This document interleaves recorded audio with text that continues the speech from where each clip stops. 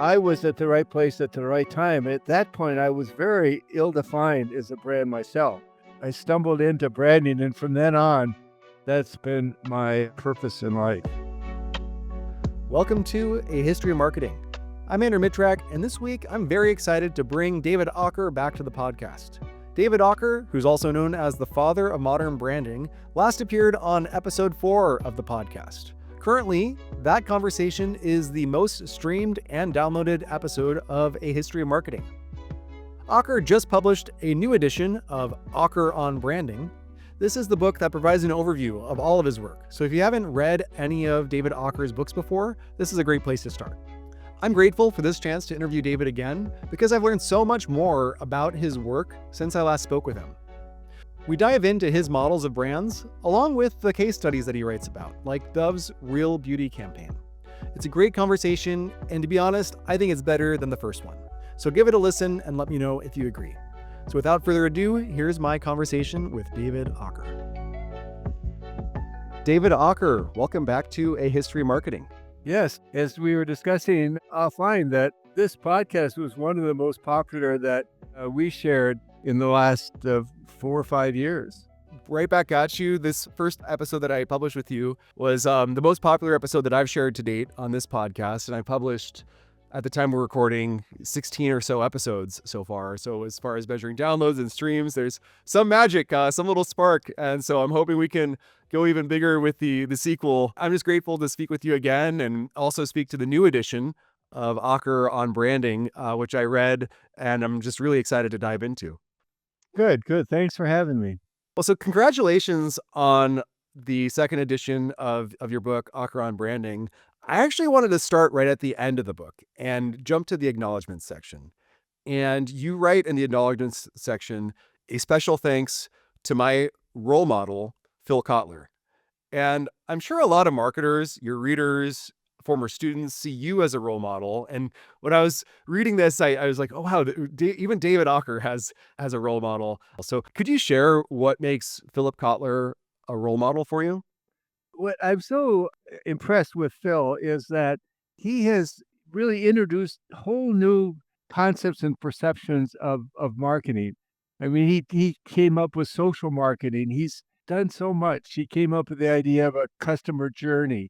And then he has turned to larger issues of the economy and our society and so on. And he's got a dozen or more books on that subject. And in those areas, he's, as in all his areas, he's very good at conceptualizing, providing frameworks, overall frameworks, and help people. And of course, that his pivotal work was the marketing management textbook that he did something like 20 editions ago. He's just such a driving force. And then he's been such a personal friend. When I was a young professor at Berkeley, just out a couple of years out of my PhD program at Stanford, I sat down with Phil, and he was a giant at that time. And he would listen to my discussion. I was a statistician. I was doing the most incredible, boring stuff. And he would sit and ask me about my material, and he was taking notes. He took notes. I was 2 years out. I wrote 6 articles on the stochastic model of consumer behavior. It was awful. No impact, no interest. And Phil Kotler was taking notes about it. He was always so curious about that. And then 11 years ago, in my first Aaker on Branding version, he labeled me as the father of modern branding. I mean, then it's stuck, and it's all Phil. Yeah. He's just such a generous guy, and he's such a creative, a curious guy. Wow. That's great. Yeah, I wanted to start with Phil Kotler because he was the person who actually introduced us. And as you mentioned, I had a similar interaction. I'm a very small little peon compared to a person of his stature. But when I spoke with him, he really did seemingly kind of just treat me as an equal and didn't talk down to me, didn't condescend. And he was nice enough to introduce me to colleagues like yourself to also interview for that. So he's been such a early supporter of this podcast that I thought I would start there. And as you mentioned, it was kind of tying back to Aaker on Branding. It was in your first edition that was published in 2014 that Kotler called you the father of modern branding, and it stuck. And can you just share more about your reaction to how that happened and what it meant to you to kind of have this title bestowed upon you? I've written 18 books now, Yeah. and I think most of them have Phil has done an endorsement for me. Yeah. And so if you look at the back cover of almost all my books, there'll be a comment by Phil Kotler. And he's just so generous with that. And that was his comment on this book. So one of the things this also reminds me of, kind of coming back to ideas around branding, is that a big part of brands is that they don't just reflect what you say about yourself, but brands are what other people say about you. And your brand being the father of modern branding, it's something that you don't bestow upon yourself, or wouldn't, if you just called yourself that, you wouldn't have the same weight as in somebody else. Yeah, it would be really tacky to call yourself that. Yeah. So 2014 was the first edition of Acheron branding, and your new edition is just coming out now in 2025. I guess the obvious question is, what's changed between now and then? Why revisit this book, and what are the kind of the major updates to the new edition? Well, there's several motivations, but the main one was that a lot of my work and thinking since then has been engaged in applying branding to different areas of strategy and marketing. And I've written 3 books since then, the Creating Signature Stories, the Owning Game-Changing Subcategories, which is about branding and disruptive innovation, and The Pursuit of Purpose-Driven Branding, which is about signature social programs. And I've written about 150 blog posts. I've written about 6 or 8 articles. And so that needed to be incorporated because the whole point of the book is to kind of summarize my writing so you don't have to read 9 books. But the second reason is that really the world has changed. And there are at least 3 major challenges, 3 or 4 major challenges. And for each challenge, it represents a real opportunity for branders. And finally, I introduced what I call the 5 Bs. And I did that as a way to make people understand the real breadth and depth of branding, and not to slip back into this, it's an image and awareness problem. So I want to ask you about these 5 branding Bs. So the B the B does stand for brand in all of them, but I think what it speaks to, something you said on our last conversation, is that you don't really talk about brands, and because branded is alone is not descriptive enough, or it doesn't have enough. So you kind of have to have brand attached to it. So brand equity, brand relevance, brand image, brand loyalty, and brand portfolio. Those are sort of the 5 branding Bs that are discussed in this book. What was the sort of the idea behind introducing this concept in Acher on branding? Yeah, I don't want people to sort of short circuit branding and think again back in the old days when it was awareness and image that they're kind of done. It's something that can be delegated, and I want to remind them of the scope of it. And so I thought that sort of cute device might be a way to get people to make sure that they're thinking more broadly. It starts with the 3 pillars of brand equity, which are brand relevance. I said brand awareness is not enough. You need to have brand awareness in the context you're interested in. So if you make electric cars, it doesn't help if you have high awareness about your ability to make hybrid cars. And also, it's not enough to know about the brand. It has to be credible. And that means there has to be no reason not to buy the brand. You have to think it's capable of doing what it promises. So relevance for me has become a really important topic. I talk about winning the relevance battle instead of the brand preference battle. And then brand image, what I want to make sure there is that people don't focus in on functional benefits, but they realize that any association that can contribute to the instincts about a brand, it can contribute to the relationship with a brand, is important. And the third is brand loyalty. Now, brand loyalty is what I used to sort of change or attempt to change people's view of branding way back 30 years ago, when people were indeed thinking of brand was awareness and image. You could delegate it to middle management, you could delegate it to an agency. But when you introduce brand loyalty, it's so pivotal because then means that branding is involved in all aspects of the brand touching the customer. It's involved in product development. It's involved in the consumer journey, and it's involved in consumer insights, involved in segmentation. It's a strategic variable, and it's an asset. And brand as an asset is really huge. And that's what got marketing a seat at the executive table, CMOs, VPs of marketing, where they had heretofore been relegated to the middle management. And so brand loyalty is just so important in conceiving of a brand and of implementing a brand.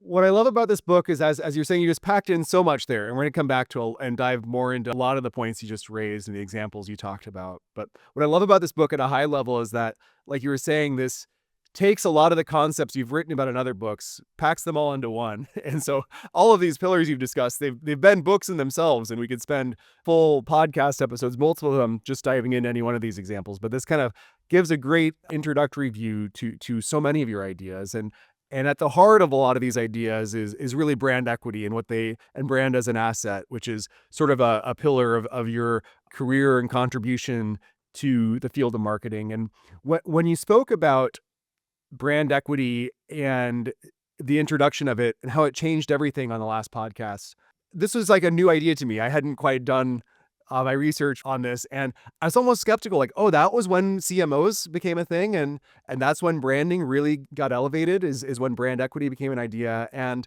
I'm going to share in the video version of this podcast and the blog that goes with it, this engram view where it looks at the frequency of word usage. And right around the time you start writing about brand equity, the mentions of brands just like shoots up, like it skyrockets. Really? That's interesting. I didn't know that. It's really interesting. It's right around this time that you see the frequency of the word brand and branding. It just jumps. It's like it exists, but it's not nearly like right around the early 90s through the 2000s. It jumps up. And then also I spoke with Sergio Zeman, who was the first CMO of Coca-Cola, and he's, according to him, the first CMO in history. And it times out with what you were saying. He became CMO in the early 90s at Coca-Cola and got a seat at the table all around branding. So it was one of those things where when you said it, I hadn't fully digested the implications of it. And since we've had a chance to talk and have been able to reflect and kind of learn more about marketing history, it's like, wow, this really was a big, impactful event. Yeah, Sergio Zeman, wow, a name from the past. He was a very visible and energetic and kind of controversial CMO, but Yeah. he left his impact. He did. Yeah, that's right. So do you have any other reflections on the historical importance of brand equity and kind of this time in history? In writing this book, I was reflecting on that, and I sort of connected the evolution of brand equity to what had been going on in the 1980s. The 1980s was characterized by the strategic model of the day was driven by the Boston Consulting Group's market share growth matrix. It was developed actually in 1971 in the famous article. But that was so influential. And what it said was market share is the driver of success. And so if you have high market share, that means you have scale economies. It means you have experience economies. And that means that you're going to have lower costs. That means you are good, can wipe the floor with competitors. And they had all this analytical data to prove that large market share companies were more profitable than small market share companies if you control for things. And so people would do anything to increase market share. They would buy market share with promotions. They would put out products that were cheaper just to gain market share and to get a lower price. And they destroyed brands doing that. But at the same time, in the mid 80s, there was a scanner data came out. So this, you had a thing on every package, you could scan it. Gosh, you think that's what, 40 years old or something. But when that came out, people were so excited because now marketing could be done scientifically. No longer was it sort of rely on judgment and instinct and creativity. It was science. So now you could do experiments where you could change the appeal of the advertising. You can change the advertising weight, and you could see exactly what happened the next day. You could see what people were buying or the next week. Accurately, absolutely accurately. It was the scientific world. Well, what they learned was that the only thing that moved the needle was price off promotions. So everybody rushed into price out promotions, which destroyed brands. Kraft took 2 years to recover from this debacle. And what they learned was they did not achieve growth and the profits went down. The growth share matrix and the scanner data with experience made people really receptive to another route. And that other route came in the form of brand equity.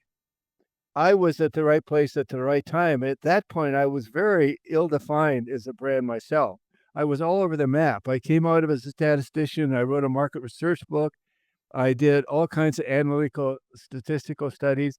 Then I wrote an advertising book. I was really interested in advertising. And then I got into business strategy, wrote a business strategy book, Market Strategic Management. That was a textbook for that course. And so I was extremely ill-defined.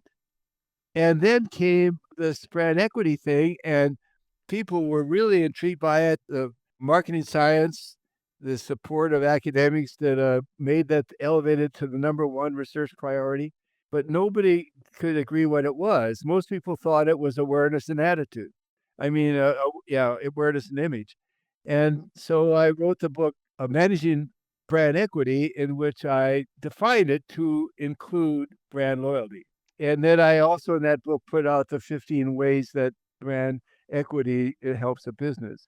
That's when it took off. And the next book, Building Strong Brands, was how to do it. It just was a lot of luck. I was like any strategy. I stumbled into branding, and from then on, that's been my purpose in life.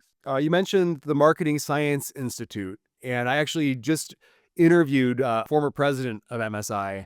I don't know if it'll be published before or after this as far as the podcast schedule goes, but what was so interesting to learn about it is the MSI is this institute that kind of gathers academics and then marketing practitioners. And there was this conference, and I think it was the 1988 one, where the topic of brand equity was elevated. And this is also an interesting commonality between you and Philip Kotler, by the way, is that brand equity was not something you invented, but you caught on to the idea and you brought it out of this niche, kind of siloed academic conference and brought it to the masses and made it so that the entire business community could make use of this and take action based on this idea and change things. And similarly, Philip Kotler, a lot of people might even think he invented the 4Ps, which he didn't, but he took this, again, this niche, this idea that was sort of in academia, and he made it applicable to marketing managers and actionable.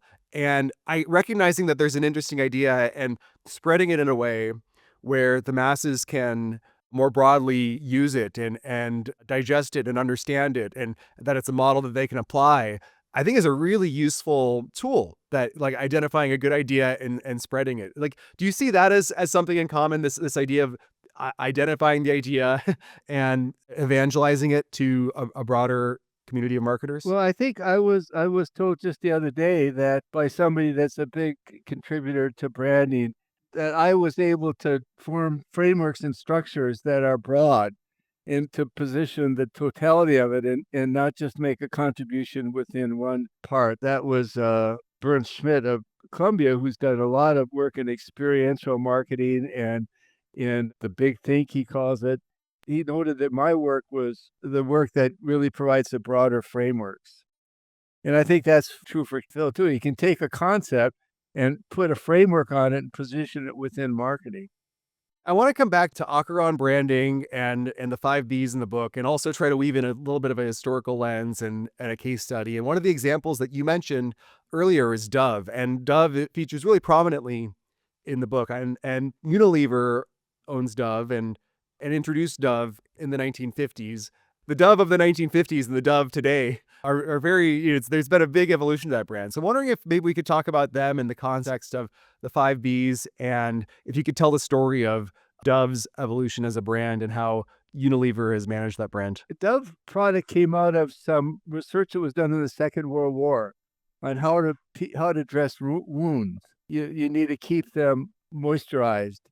And so they took that moisturizer idea and its patent in 1952, developed a soap around it. And they didn't call it a soap, they called it a beauty bar. and it was a bar with a moisturizer. So I mean, it talk about disruptive innovation. Talk about really being differentiated. They were, and it was a very successful product. And they built on that always with this moisturizer idea. And they would have ads where they would pour cream into a bar of soap, and that was the moisturizer entered in, the moisturizer cream. So they had a very unique soap, very differentiated soap. And flash forward to 50 years in 2004, they had extended that brand to other products like shampoo and deodorant and body wash. And so it was no longer, it's hard to talk about moisturizer if you make a shampoo. It's not very relevant. And to boot, they lost the patent ran out, the moisturizer. So they had competitors that were coming out with moisturizers too. And so they really needed a new start. And so they were doing some research on their market, the women that bought their soap. And I don't know how they did this, but they stumbled onto the idea that women really resent this beauty standard. You have to be thin and young to be beautiful. And they did some research and they found that only 3% of the world's women thought they were themselves beautiful. Only 3%. And this artificial standard was out there and it was so resented. So they took on the task of changing that. And they did a bunch of almost every year they would do a some sort of visual demonstration that this was a phony standard. So one time, for example, they had a person that drew faces from descriptions, and they did it from the description of a woman, and then a secondhand description of a woman being described by somebody else.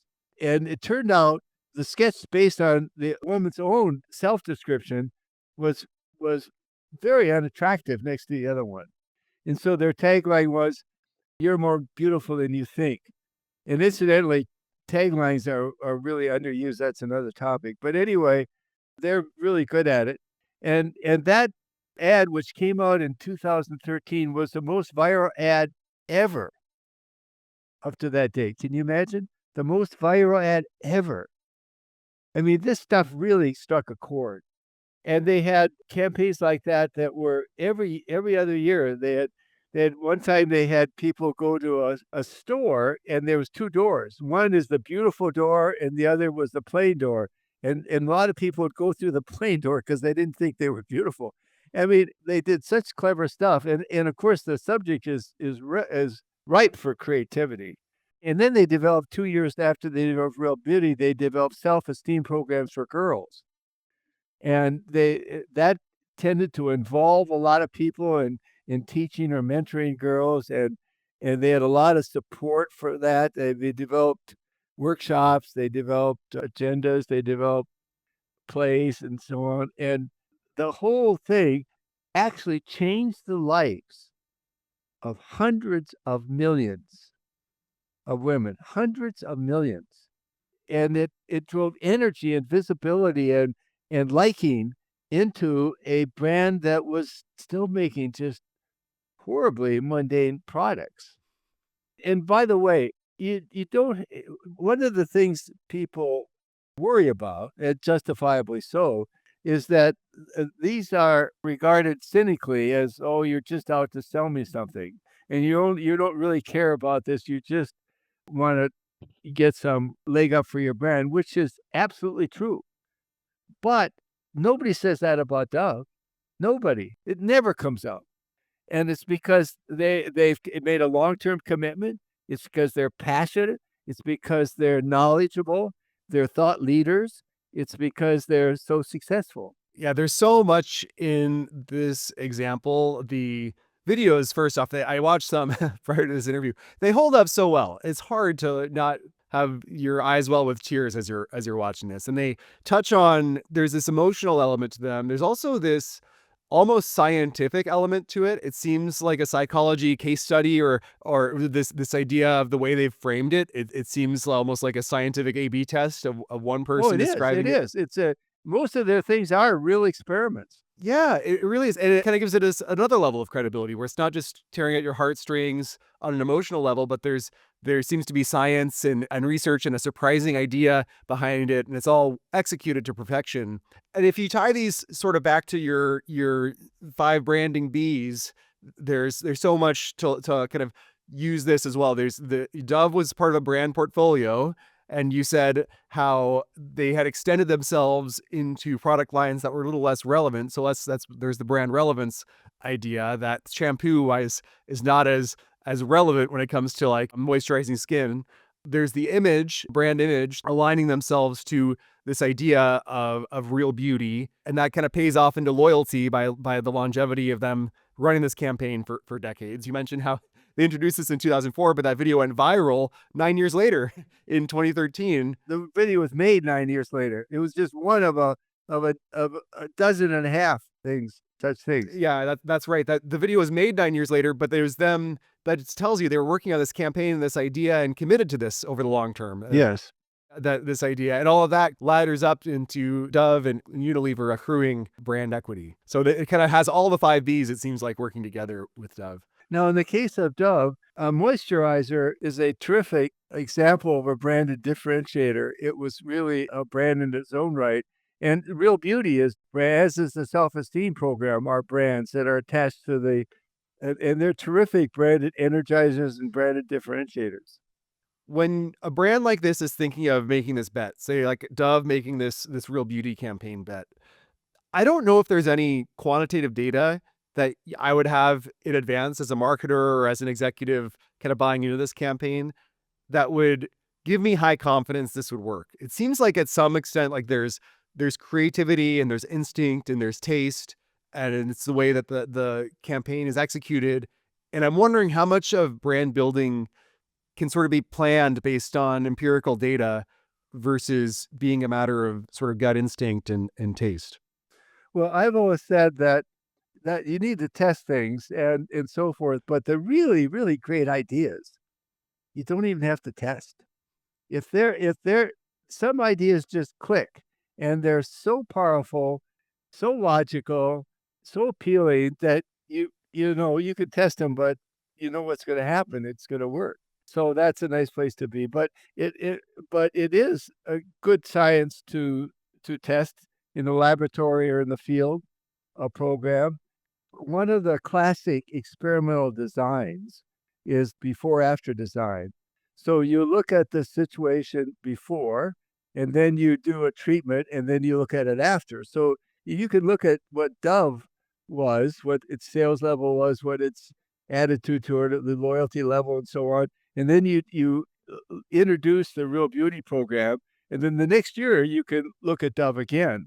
And that's a nice experiment because you've controlled for a lot of things. It's the same product, it's the same company, it's the same kind of customers, and all that's the same. And so you do the treatment, and so you can be pretty sure you're looking at the impact of the treatment. And then you could do the same thing from 2005 to 2008 to 2010 and get more information. And then if you do it on a pilot basis or in the laboratory, then usually you can run a similar experiment, but more controlled one.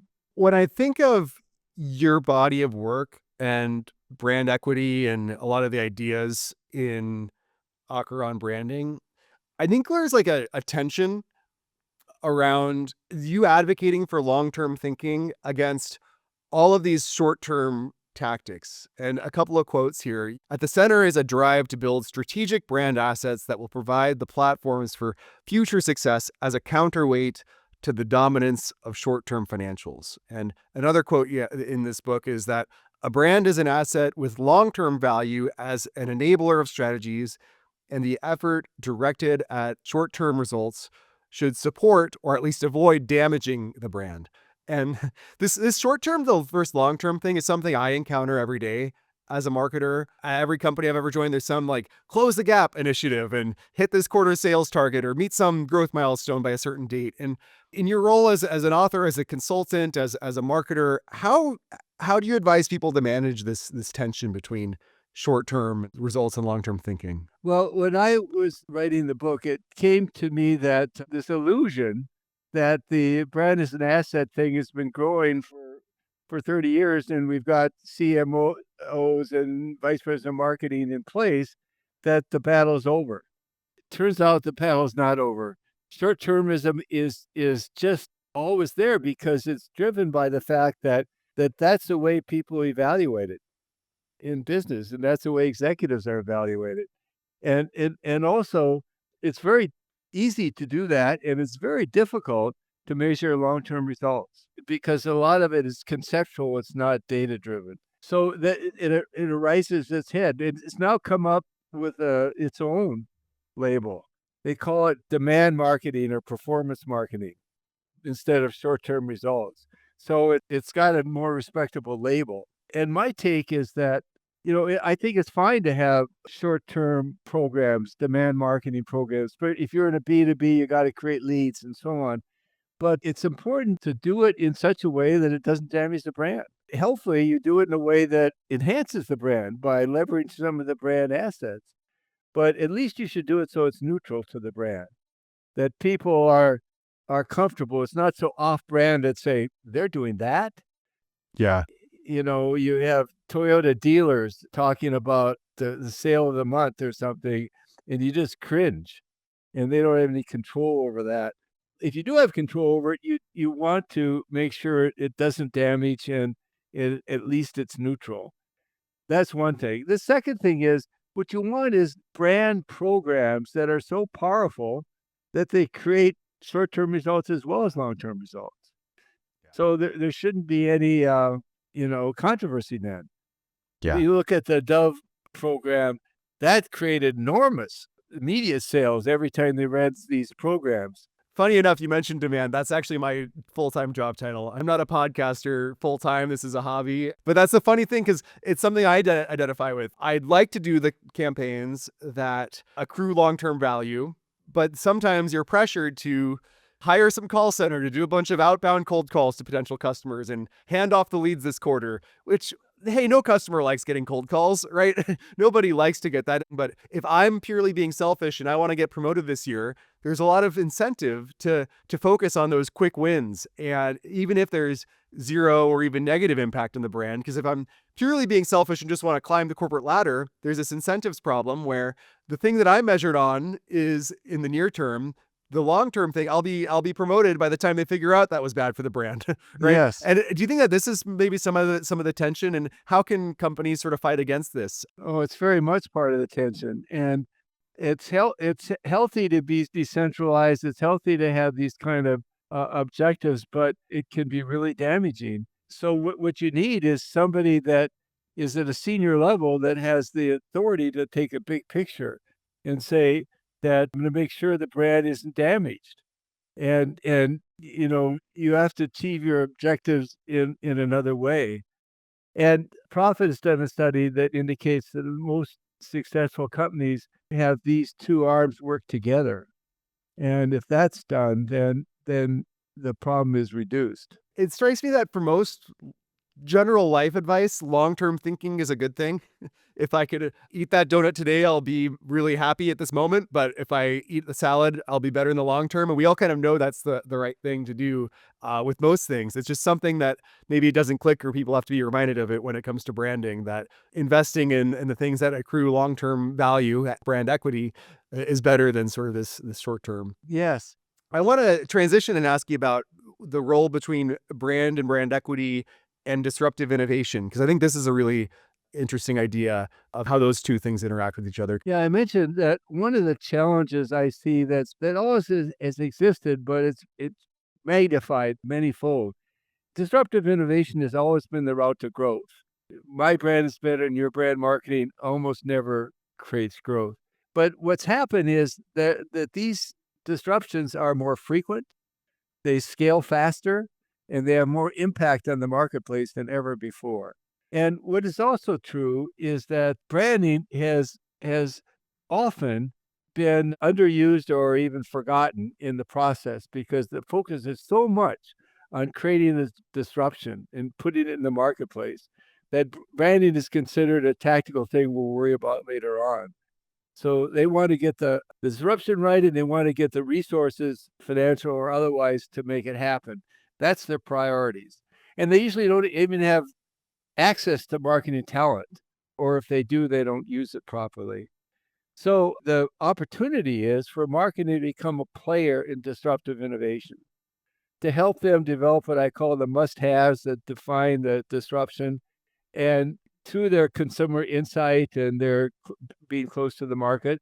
And secondly, to position the disruption, to position what I call the new subcategory that emerges.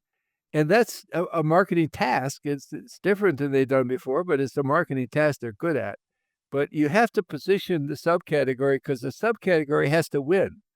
And that's a whole undercurrent of the underbase of the strategy.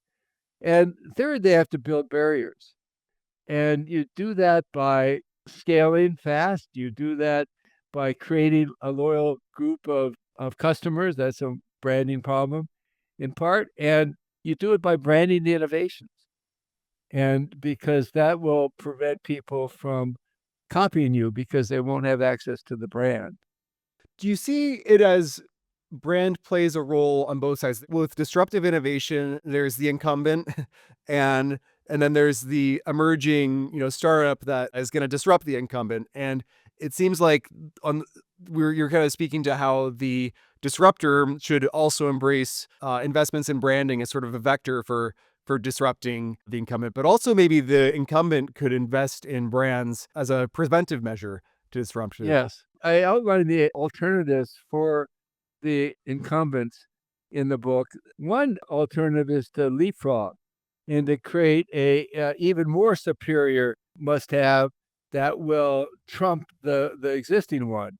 So you kind of fight the relevance battle by creating a super subcategory. The second thing is to do what Kevin Keller has talked about: develop a parity brand. So you develop some capability in that must-have dimension that you don't need to claim it's better. You don't even have to claim it's as good. You just claim it's good enough. It's good enough, so you shouldn't use this criteria to not buy our brand. Yeah. So that's the parity option. The third option is to ignore it. And so this guy has got a thing. I think it's going to make my whole thing I'm competing it irrelevant in the future. I'll eventually close down. But in the meantime, I'm going to make a ton of money because I'm not going to invest in this thing. I'm going to milk my customer base. I'm going to milk the momentum. And I'm not going to have to invest in it. I'm going to make a ton of money, and I'm going to use that money to create some disruptive innovation elsewhere. And it might be, maybe they're wrong that this is going to happen overnight. The fourth strategy is say, it's been a good run. I'm leaving. This I'm going to sell or quit. There's a time it comes that you're strategically better off putting money into growth areas than you are trying to keep alive something that's dormant. There's so many disruptive innovation examples we could cover.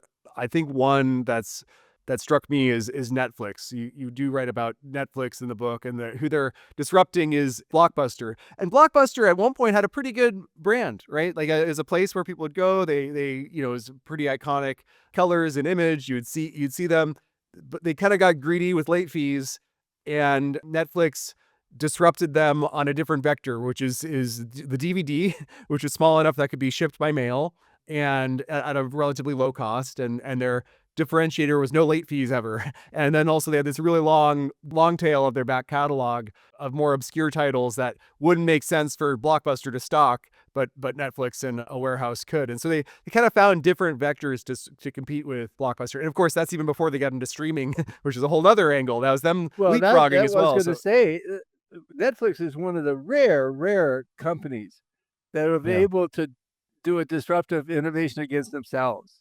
Yeah. I mean, most companies just cannot bring themselves to do that because they're making a lot of money doing what they're doing, and they're very good at what they're doing and they're not going to be good at anything else. And so they resist it. But Netflix is a rare company that was able to do that.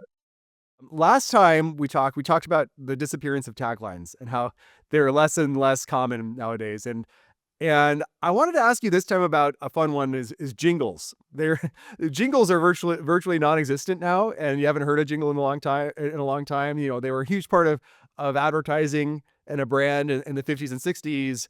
They lingered around to some extent in the 80s and 90s, and now they're virtually non-existent. To come back to Netflix, all you get is a little audio dung dung. They do a little sound, not a jingle at all. So it's like they've gotten more and more compressed, and maybe there's some branded audio element to them, but not very much. So I'm just wondering, do you have any thoughts on jingles and why they're virtually non-existent today? I don't know. There used to be a saying in advertising, if you have nothing to say, sing it. Yeah, it's a really interesting question because jingles are really important. They catch in your mind. There's a way to make a tagline come alive. Very interesting question. I suspect that as things evolve, there'll be people here and there that will figure out a way to make a jingle relevant and work again. But I just say a thing about taglines. I got involved in the political campaign of the year. I was involved by giving advice that nobody listened to, but nevertheless, I was into it. And I was so frustrated by the fact that these people are really good at owning the news of the day. Something would Hmm. happen in the morning, they could use AI or something, come up with an ad in the afternoon, put it in the marketplace, and it would be really topical and they would win the day. But the net result was a barrage of ad hoc, ill-focused ads with no message that you could remember. And Yeah. what it cried out to me was you need a tagline and you need a visual symbol and hopefully both. And I could it's not easy to create a great tagline, but you always ought to try. And you Yeah. should have a set of 3 or 4 campaigns on 3 or 4 issues with taglines for each. And it just seems so obvious to me they wasted so much money, and so I wrote a chapter in the new book called Taglines and Symbols to sort of let people know why those things are so important and what they can do. You inspire me. It strikes me this podcast, I don't have a tagline, I don't have any symbols, I don't have a jingle, so I gotta get to work on some of those things. Well, yeah, but you have a good title. Thanks.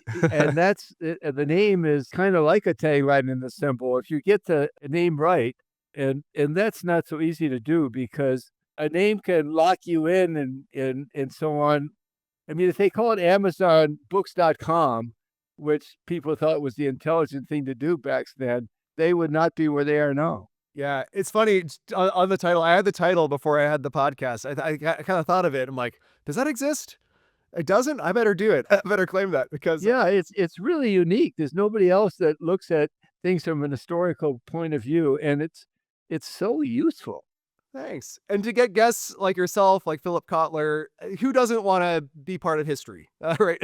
If it was about me and or about like if it was the Andrew Mitrak show, which nobody cares about, right? You wouldn't want to bother with that. But if it's I'm worthy of history. This is a little it's clearly about elevating marketing to kind of hopefully a higher stature, and who wouldn't want to be a part of that? So And there's so much to be learned from experiences that could be, 30, 40, 50, 100 years old.